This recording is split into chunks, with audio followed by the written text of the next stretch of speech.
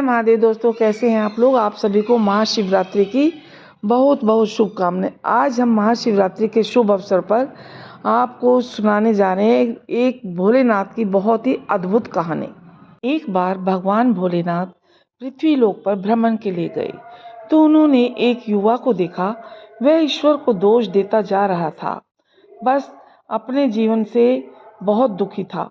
तब भगवान शंकर बौद्ध भिक्षु का रूप धारण करके उस युवक से मिले और उस युवा को असली दुख के बारे में ज्ञान देते हैं। तो चलिए इस कहानी में जानते हैं। ये इस कहानी के माध्यम से समझते हैं कि आखिर असली दुख होता क्या है। अगर आप ये कहानी सुन रहे हैं तो दोस्तों इस कहानी को पूरा सुनिएगा, और अगर चैनल पर नए हैं तो चैनल को सब्सक्राइब ज़रूर कीजिएगा।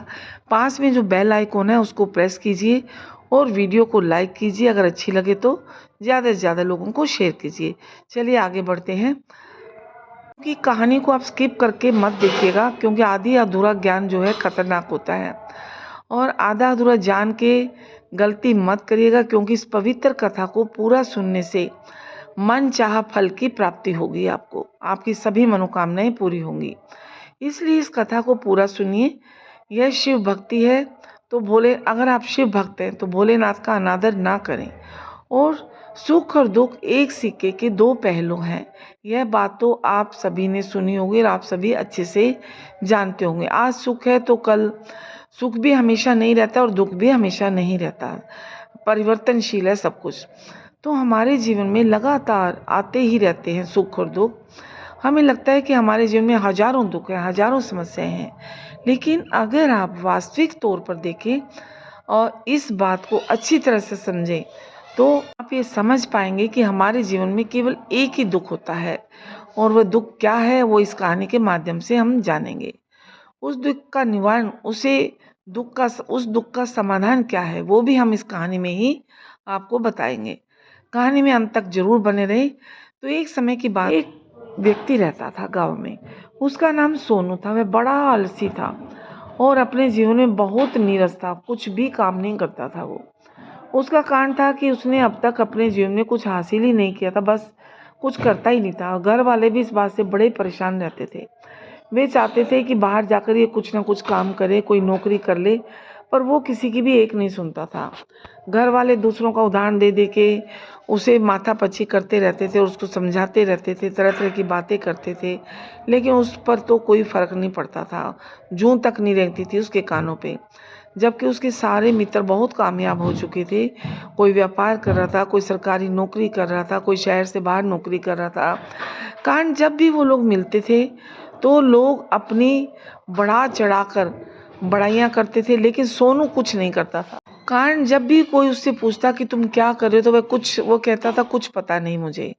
बस उसे ये कहने में शर्म तो बहुत आती थी कि वह कुछ नहीं करता। वह हमेशा सबसे केवल एक ही बात कहता था कि मैं कोशिश कर रहा हूँ, लेकिन उसकी कोशिशों का कोई भी फल किसी को नजर ही नहीं आ रहा था। देखते ही देखते अब ऐसा समय आ चुका था कि सोनू सभी से मुंह चपटा घुमाता, छुपा छुपा के फिरता था, ताकि कोई उससे यह ना पूछ ले कि तुम करते क्या हो भाई। कारण वह कभी किसी के सामने भी नहीं आता था, सबसे मुंह छुपा के रहता था। और धीरे धीरे उसकी माँ बहुत दुखी होने लगी। माँ को बहुत दुख होता था, क्योंकि वह बहुत नीरस रहने लगा था। धरती पर अपने आप को बोझ समझता था, कारण कि वह अपने आप को बहुत अकेला महसूस करता, बहुत तन्हा महसूस करता। एक दिन तो उसने माँ से यह विचार किया, उसके मन में ये विचार उत्पन्न होने लगे कि मेरे हाथों में कुछ नहीं है तो मैं क्या कर सकता हूँ। ऐसे विचार उसके मन में आने शुरू हो गए कि जो भी करेगा ऊपर वाला ही करेगा।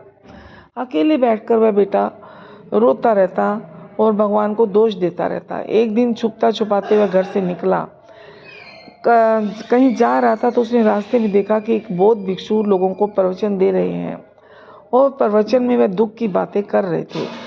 सोनू कुछ देर के लिए अपना मुंह छुपाकर वहीं पर खड़ा हो गया, ताकि उसे कोई देख ना ले, और चुपचाप उस बौद्ध भिक्षु की बातें सुनता रहा। बौद्ध भिक्षु सभी को प्रवचन में कह रहे थे कि दुख हमारा सबसे बड़ा साथी है। दुख हमें जीवन के बारे में समझाता है और हमें जीने का सही तरीका सिखाता है। दुख हमारे गुरु की तरह है, इससे हमें सीखना चाहिए। आप चाहें तो जीवन में दुख को अपना गुरु बना सकते हैं और उससे सीख सकते हैं। और अगर आप चाहें तो अपने दुखों पर बैठकर रो सकते हैं, लेकिन इससे आपको कोई लाभ नहीं मिलेगा। बल्कि इससे होगा क्या कि आप दिन पर दिन कमज़ोर होते जाएंगे और दुखी होते जाएंगे, नीरस होते जाएंगे। सोनू जो है छुप छुप कर उन बौद्ध भिक्षु की बातें बड़े ही ध्यान से सुन रहा था। अब जैसे ही उपदेश खत्म हुआ, उन बौद्ध भिक्षु के पास पहुंचा और प्रणाम करके कहता है, महात्मा जी, आप अभी आप कुछ देर पहले दुख को गुरु बता रहे थे और आप बोल रहे थे कि दुख से हमें सीखना चाहिए, हमें उन्हें दुखों को अपना गुरु बनाना चाहिए। मैं भी तो अपने दुखों से परेशान हूँ, अपने जीवन से बहुत परेशान हूँ।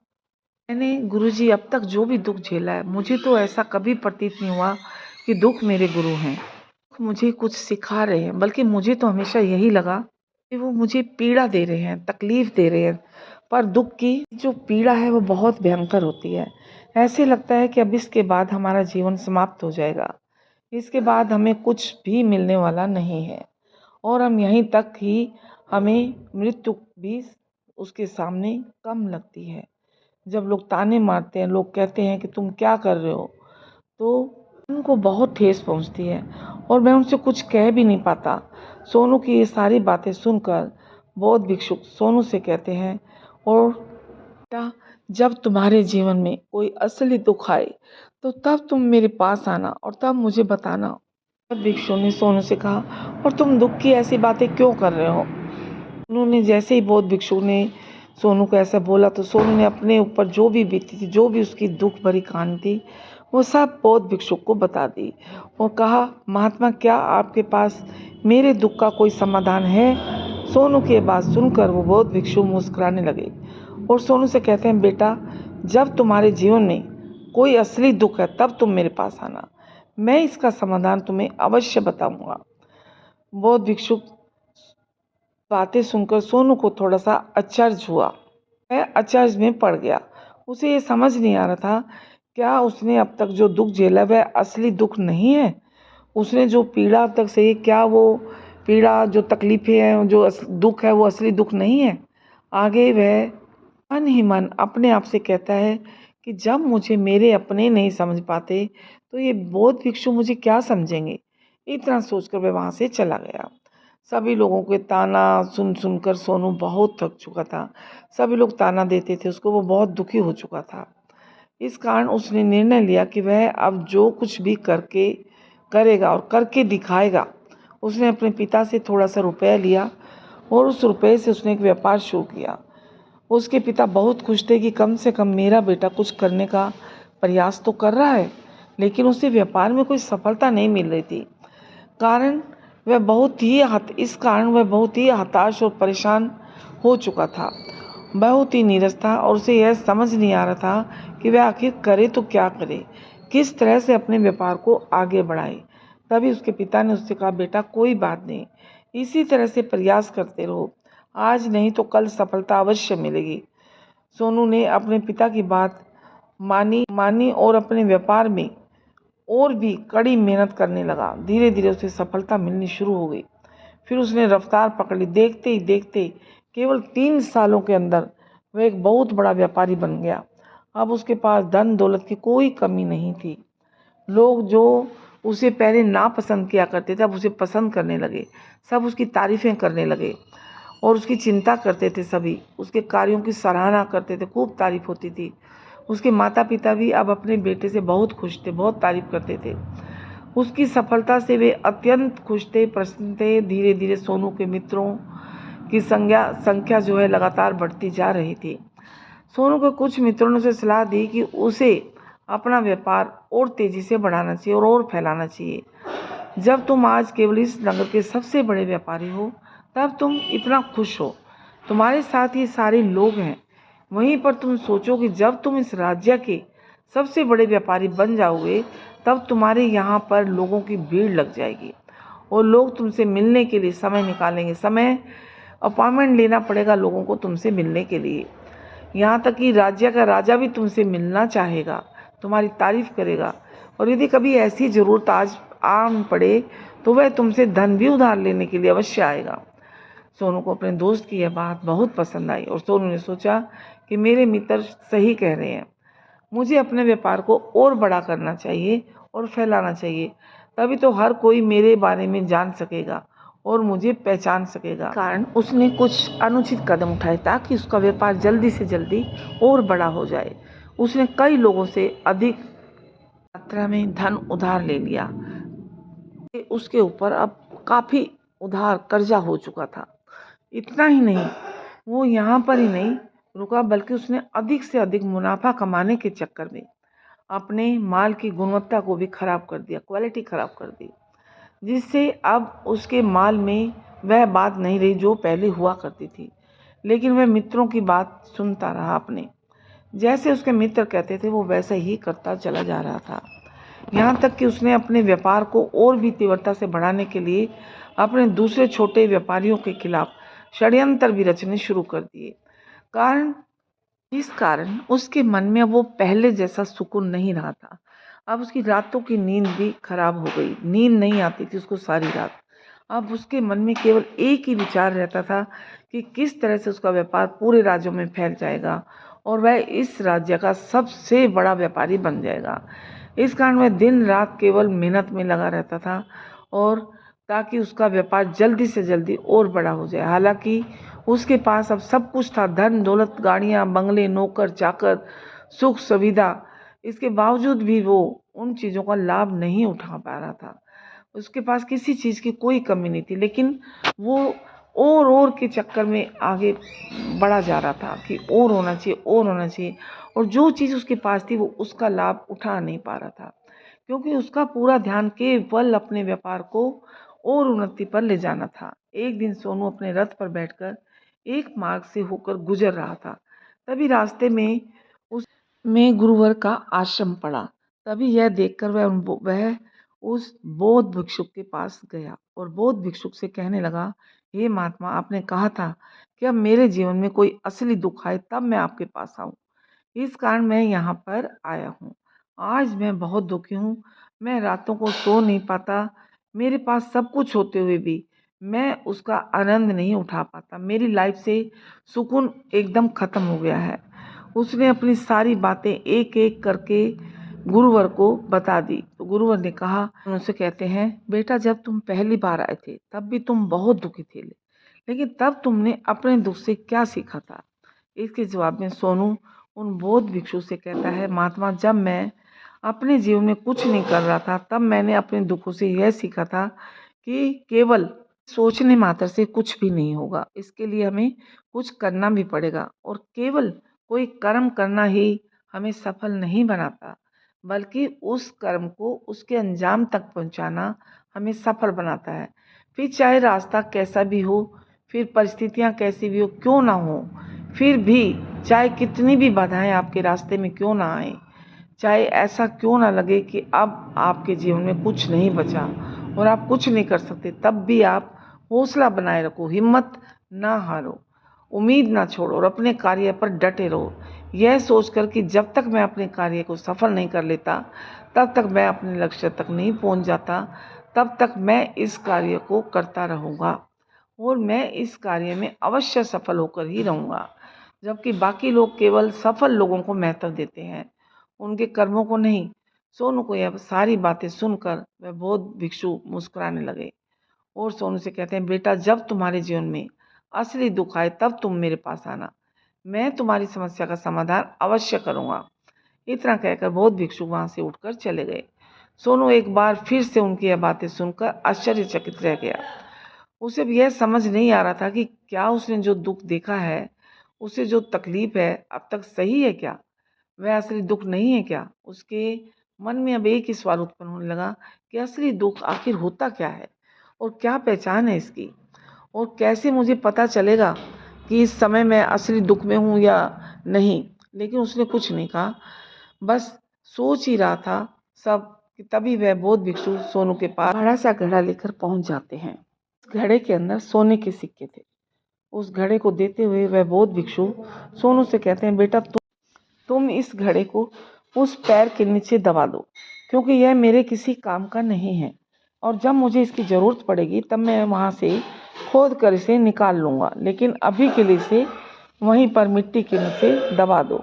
सोनू ने उस बौद्ध भिक्षुक की बात मान ली और वो घड़ा उसने पैर के नीचे जाकर मिट्टी में दबा दिया। इतना करके वह गुरुवर को प्रणाम करता है और वहाँ से वापस अपने घर की ओर लौट जाता है। धीरे धीरे समय बीतता गया। समय के साथ साथ सोनू व्यापार में और भी ज़्यादा उन्नति कर चुका था, लेकिन माल की गुणवत्ता अच्छी ना होने के कारण अब उसके व्यापार में घाटा होना शुरू हो गया और धीरे धीरे ऐसा समय आया कि उसका व्यापार पूरी तरह से चौपट हो गया। लेकिन वह यह सोचकर निश्चित था कि उसने जो कुछ भी कर्ज लिए हैं वो कर्ज उसने अपने मित्रों से लिए हैं, इसलिए वो उनके कर्जे लौटाने में थोड़ी देर भी कर सकता था। वह सोच ही रहा था कि उसका मित्र, उसके जो भी जितने भी मित्र हैं, उसका बुरे समय पर साथ देंगे, लेकिन सबसे पहले उसके मित्र ही उसे अपना कर्जा वापस लौटाने की मांग करने लगे। तब सोनू को एहसास हुआ कि कोई भी अपना नहीं है और उसने अपने मित्रों से जो कर्ज लिया था, कर्ज लौटाने के लिए थोड़ा सा टाइम मांगा, लेकिन सोनू के किसी भी मित्र ने उसे कर्ज लौटाने के लिए कोई मोहलत नहीं दी, बल्कि वे लोगों से जान से मारने की धमकी दिलाने लगे। और अपने मित्रों के मुंह से यह सब सुनकर सोनू बहुत ही हैरान हो गया। जो कुछ सोच रहा था सब उसके उल्टा पुल्टा हो गया और व्यापार के चलते इतना मित्र बने थे उसके, जब उसका व्यापार अच्छा चल रहा था तो सब शुभ चिंतक बने हुए थे, सब उससे दूर जाने लगे थे। हर कोई उससे पीछा छुड़ाना चाहता था और कोई भी उसका साथ नहीं देना चाहता था। धीरे धीरे उसकी एक एक करके सारी संपत्ति नीलाम हो गई। अब उसके पास कुछ नहीं बचा था। वह सड़क पर आ चुका था। उसने हार मानकर अपने माता पिता से कहा, पिताजी मेरी मदद कीजिए, मेरे ऊपर बहुत ऋण है, उसे लौटाना है, कृपा करके मुझे थोड़ा सा धन दे दीजिए। इस पर सोनू के पिता ने सोनू से कहा, बेटा मेरे पास तो ले देकर बस यही एक छोटा सा घर है, अगर ये मैं अभी तुम्हें दे दूं तो इस बीच हमारी माँ और हम कहाँ रहेंगे, हम कहाँ दर दर की ठोकरें खाएंगे, तो हम सभी को दर दर की ठोकरें खानी पड़ेगी, हमें भी सड़कों पर भीख मांगनी पड़ेगी। ले देकर अब हमारे पास केवल यही संपत्ति बची है, इसलिए मैं तुमसे क्षमा मांगता हूँ बेटा। अपने माता पिता के मुख से यह सुनकर सोनू चुपचाप वहाँ से चला गया और मन ही मन सोच रहा था कि अब मेरे पास कुछ नहीं बचा, जो था सब लुट गया, बर्बाद हो गया, अब मैं जीकर क्या करूँगा। अब मेरे पास केवल एक ही रास्ता है जिससे मैं अपने कर्जदारों से पीछा छुड़ा सकता हूँ। वह सोचता हुआ एक ऊंची पहाड़ी की ओर पहुंचा। वह पहाड़ी पर चढ़ता ही जा रहा था कि तभी उसे याद आया कि उन बौद्ध भिक्षु ने कहा था कि जब तुम्हें असली दुख सताए और असली दुख हो तभी तुम मेरे पास आना, मैं तुम्हारी समस्या का समाधान अवश्य करूँगा। यह सोचकर सोनू के मन में एक बार फिर उम्मीद की लहर उठी और वह तुरंत दौड़ता हुआ सोनू बौद्ध भिक्षु के पास पहुंचा। सोनू ने उन्हें प्रणाम करके आप बीती सारी एक एक करके सब घटना उनको बता दी और कहने लगा, हे महात्मा, आपने कहा था कि जब मेरे ऊपर असली दुख आएगा तब आप उसका समाधान अवश्य करेंगे। तभी वह बौद्ध भिक्षु सोनू की इस बात को सुनकर मुस्कुराने लगे और कहते हैं, बेटा कहाँ है असली दुख? जब तुम्हारे जीवन में असली दुख आएगा तो मैं उसका समाधान अवश्य करूँगा। सब्र का बांध टूट गया और सोनू ने बौद्ध भिक्षुओं से कहा, महात्मा, आखिरी असली दुख ये होता क्या है? क्या मैंने आज तक जो भी दुख झेला है, जो भी तकलीफें आज तक मैंने झेली हैं, क्या ये दुख नहीं है? क्या इसे दुख नहीं कहते? तभी वो बौद्ध भिक्षु सोनू से कहता है, बेटा पहले तो मुझे ये बताओ कि तुमने अपने दुख से क्या सीखा। इसका जवाब देते हुए सोनू उन बौद्ध भिक्षु से कहता है, महात्मा, मैंने तो यही देखा है कि जो लोग तुम्हारी तरक्की में तुम्हारा पीछा करते हैं, तुम्हारे साथ जुड़ने को तैयार रहते हैं, वो लोग तुम्हें अवश्य धोखा देंगे, क्योंकि ऐसे लोग बुरे समय पर तुम्हारे साथ नहीं देने वाले, बल्कि तुम्हारा फ़ायदा उठाने का ही प्रयास करेंगे वो। इसलिए ऐसे लोगों पर भरोसा ना करें, बल्कि जो लोग तुम्हारी असफलता के समय पर, तुम्हारे बुरे समय पर तुम्हारे साथ खड़े हैं, वही तुम्हारे असली मित्र हैं और वही तुम्हारे साथ रहते हैं। और ऐसे लोग तुम्हें बहुत कम मिलते हैं और जिन्हें हम ऐसे मिल जाते हैं, ऐसे लोग मिल जाते हैं, उन्हें हमेशा उनकी कदर करनी चाहिए। आगे सोनू उन बौद्ध भिक्षु से कहता है कि जब तुम कोई कार्य कर रहे हो तो उसे पूरी ईमानदारी से करो, धैर्य रखो, लालच मत करो और अपने लक्ष्य तक पहुंचने के लिए कोई भी षड्यंत्र ना रचो, क्योंकि ऐसा करने से तुम्हारे साथ ही बड़ा अधर्म होगा और तुम्हें हमेशा नुकसान में रहोगे, इससे तुम्हें कोई फायदा नहीं मिलेगा। सोनू की सारी बातें सुनकर बौद्ध भिक्षु उसे अपने ना करो और अपने लक्ष्य तक पहुंचने के लिए किसी से भी षड्यंत्र ना रचो। ऐसा करोगे तो तुम्हारे साथ ही बुरा होगा, तुम हमेशा नुकसान में रहोगे। सोनू की यह सारी बातें सुनकर बौद्ध भिक्षु उस पैर के पास पहुंचे। उन्होंने गड्ढा खोदा, वह घड़ा निकालकर सोनू के हाथ में थमा दिया, जिसमें सोने के सिक्के भरे हुए थे। घड़ा सोनू के हाथ में थमाते हुए उन बौद्ध भिक्षु ने कहा, लो इसे पकड़ो और जब तुम्हारे जीवन में असली दुख आए तब तुम मेरे पास आना, मैं इसका समाधान अवश्य करूंगा। सोनू अब भी बड़ी अचरज में था बौद्ध भिक्षु की बात सुनकर। उसे ये समझ नहीं आ रहा था आखिर असली दुख क्या है। लेकिन उसने अपने हाथों में पड़े उस घड़े को देखा जिसमें सोने के सिक्के भरे हुए थे। देखकर उसे मन ही मन यह लगा कि चलो अब तो थोड़ी सी राहत अवश्य ही हो जाएगी, अपने मित्र का वो कर्ज लौटा सकूंगा, एक नया व्यापार भी फिर से आरंभ कर सकूंगा। जिस कारण उसने उन बौद्ध भिक्षुओं को प्रणाम किया और उनका धन्यवाद किया और वहां से चल पड़ा। सोनू ने उन सोने के सिक्कों से सभी का कर्जा लौटा दिया, अपने लिए फिर से एक बार नया व्यापार शुरू किया। हर छोटा था लेकिन सोनू इस बार बहुत खुश था। उसने पूरी ईमानदारी, मेहनत और लगन के साथ अपने व्यापार पर काम किया और देखते देखते एक बार फिर से वह व्यापारी बन गया बड़ा। लेकिन अब की बार वो बहुत खुश था क्योंकि इस बार उसने कोई लालच नहीं किया था, ना ही किसी के लिए षड्यंत्र रचा। उसने पूरी ईमानदारी और मेहनत के साथ अपने व्यापार पर काम किया। लेकिन जैसे जैसे आप धनी होते जाते हैं वैसे वैसे आप अमीर बनते जाते हैं। समाज में एक डर और उत्पन्न होने लगता है और वह अपनी दौलत को के मन में एक डर उत्पन्न होने लगता है और वह यह कि अपनी दौलत को ना खो देना, जिस कारण आप लोगों को दान करना शुरू कर देते हैं, पुण्य करना शुरू कर देते हैं, लोगों की मदद करते हैं ताकि आपके जीवन में कभी कोई दुख ना आए। लेकिन यह जीवन दुख और सुख का संगम है, जो कारण हर किसी को दुख और सुख से होकर गुजरना ही पड़ता है। इसी वजह से एक बार फिर से सोनू के जीवन में एक और दुख उत्पन्न हुआ। अब की बार उसके माता पिता दोनों की मृत्यु हो गई। सोनू अपने माता पिता से बहुत प्रेम करता था, जिस कारण उसके मन को बहुत आघात पहुंचा। वह बहुत दुखी हुआ। आखिर बार वह उन्हें देख रहा था आखिरी बार, तो उसके मन में हजारों सवाल उत्पन्न होने लगे। वह अपने घर लौटा। घर लौटकर उसने देखा कि जो संपत्ति के लिए वह हमेशा लड़ते झगड़ते रहते थे, आज उसकी देखभाल के लिए कोई नहीं था। उसके माता पिता ने जो भी मेहनत की, जो भी अपने जीवन में इकट्ठा किया, सब यहीं रह गया। लेकिन अब सब कुछ खत्म हो चुका है और सोनू का मन अब बहुत बेचैन हो रहा था। उसके मन में हजारों सवाल उत्पन्न हो रहे थे और वह अपने माँ आप को बहुत अकेला महसूस कर रहा था। उसे बहुत खालीपन लग रहा था और इससे इधर उधर उसने देखा लेकिन उसे कुछ भी समझ में नहीं आया। तभी उसे उन बौद्ध भिक्षु की याद आई और वह तुरंत भागकर उन बौद्ध भिक्षु के पास पहुंचा और देखते ही उन बौद्ध भिक्षु ने सोनू के से सवाल किया, कहो और क्या बात है बेटा, क्या फिर से कोई दुख है आज? तभी सोनू ने कहा, नहीं गुरुदेव, अब तो सब ठीक है, लेकिन आज मेरे माता पिता की मृत्यु हो गई है और मैं बहुत अकेला महसूस कर रहा हूँ। मैं बहुत दुखी महसूस कर रहा हूँ। मैं बहुत कुछ खाली सा लग रहा है मुझे, जैसे कुछ अकेलापन है। तभी वह बौद्ध भिक्षु सोनू से कहता है, बेटा इसमें दुखी होने वाली बात क्या है? ये तो जीवन है, एक दिन तो सभी को जाना है। यहाँ पर कोई रहने नहीं आया और ना ही कोई रहेगा। हम सब एक न एक दिन मृत्यु को प्राप्त हो जाएंगे। मृत्यु कब आएगी यह किसी को कुछ पता नहीं है।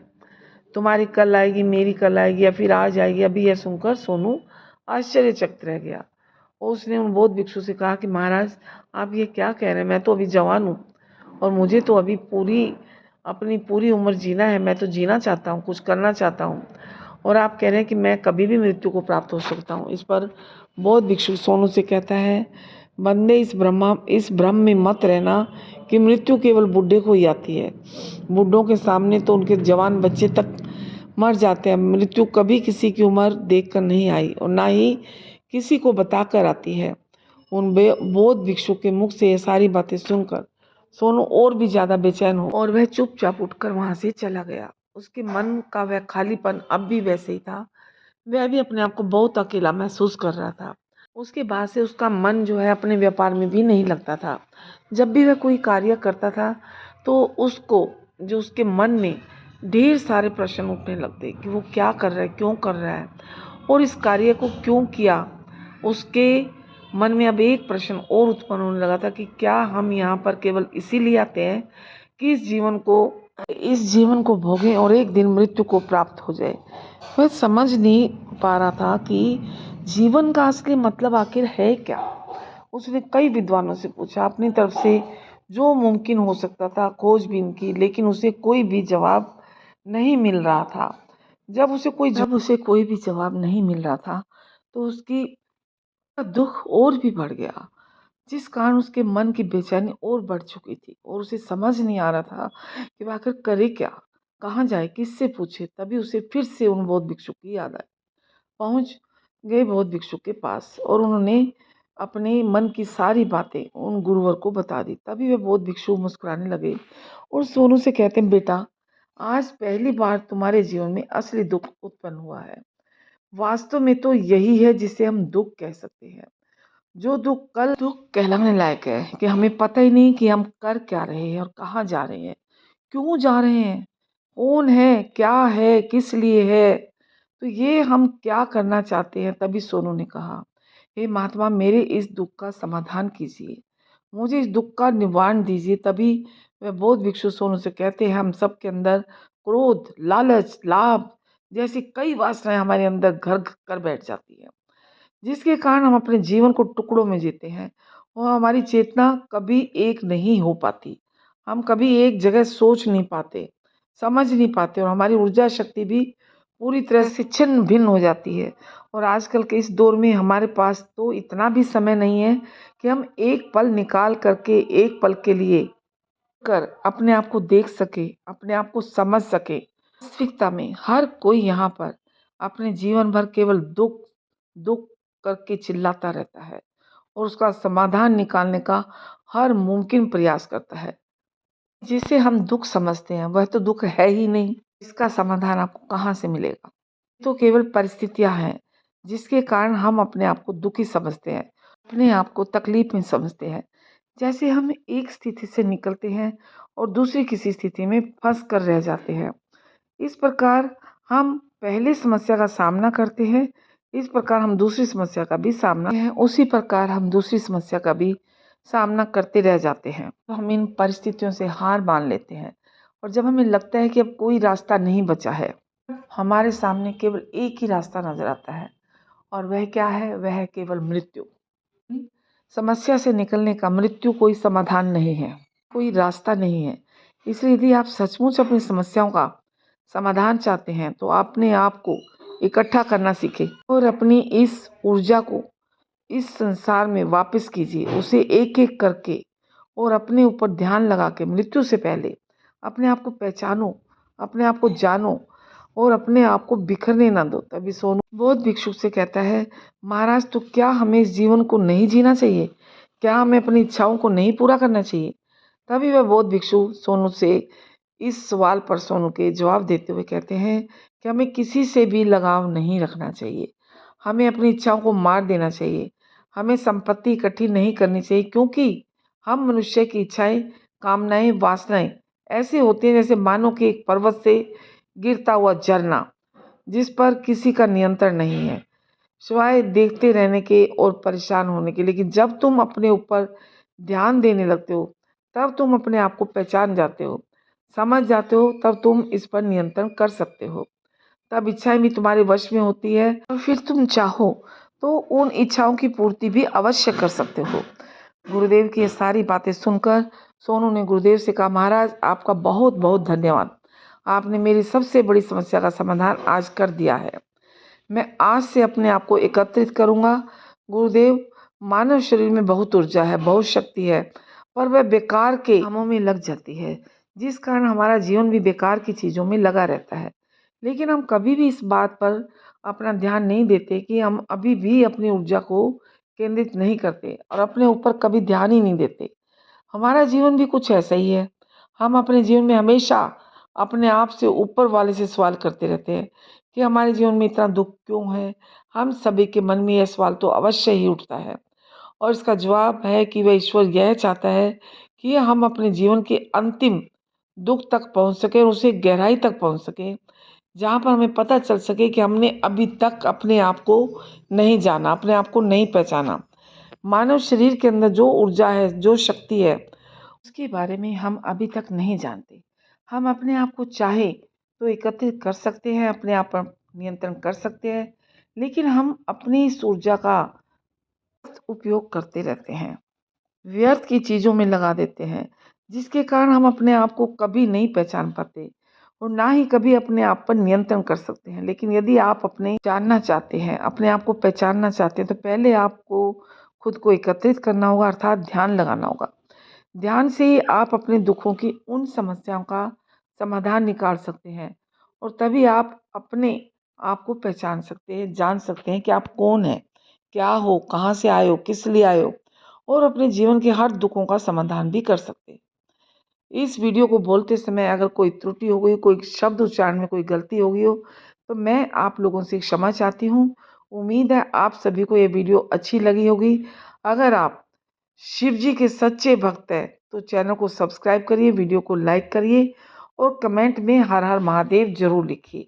हर हर महादेव लिखना ना भूलें और चैनल को जरूर सब्सक्राइब कीजिए। Thank you.